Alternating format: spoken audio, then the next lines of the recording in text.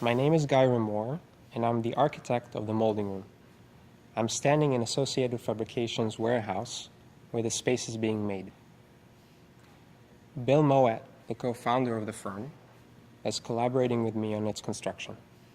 This video is not going to talk about the initial idea of the space correlating to renderings, nor is it going to talk about the final space itself depicted in magazine publications. In fact, this video is not going to show and talk about the space at all. What this video is going to show and talk about is the in-between stage, the link between an initial idea to its final outcome. This is where most of the processes of architecture live, in the process of production. Within its own addressed context, challenges, and constraints, the molding room's initial idea is concept and process driven. For the purposes of this discussion, we're going to concentrate on the moldings within the space and their extension into production. This is the section of the molding. The dimensions are manneristic in order to emphasize that it is in fact a molding. The formal contour of the section is divided into three critical functional thresholds: the elevation,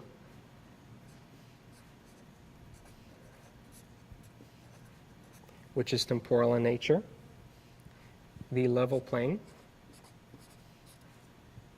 or a surface, and the opening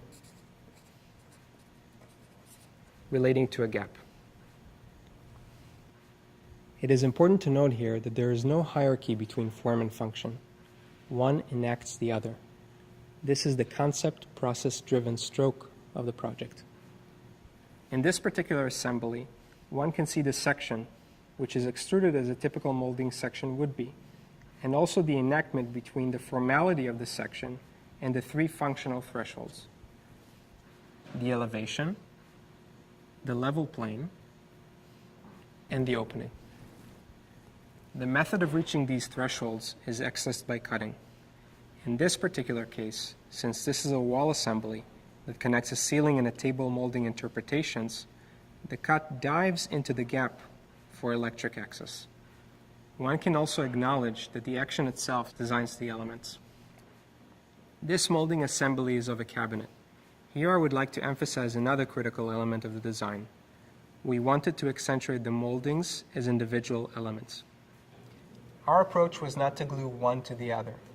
As you can see in this door element, we screwed in the moldings into this plywood back piece. This gives the much needed gap of separation for functional and visual reasons.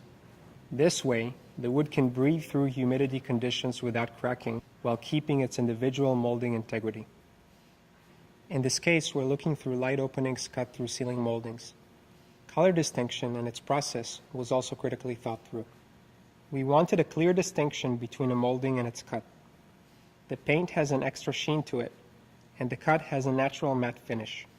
In order to reach this crisp edge, the poplar wood, which is the typical wood used for painted moldings, is sealed, then completely coated with a matte finish, and in turn masked for the lipstick layer of the glossy paint.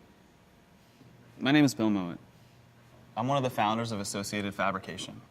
What I'd like to explain here is the difference between the two different technologies that we've used in order to create all of the parts. In this case, it's a simple profile that was pushed through the shaping machine, which had these profile edges cut into knife blades that then subsequently carved out this area here. The difference between this and the 3-axis CNC router is that while it's still the same shape and radius and profile, it's actually cut very slowly through slight increment steps. Now this is taken directly from the 3D surface that was created in the digital model, which was made from Guy Remore as it was designed. In an interim conclusion here, we're opening up a discussion that is so integral to architecture, yet is rarely talked about in an open and transparent fashion.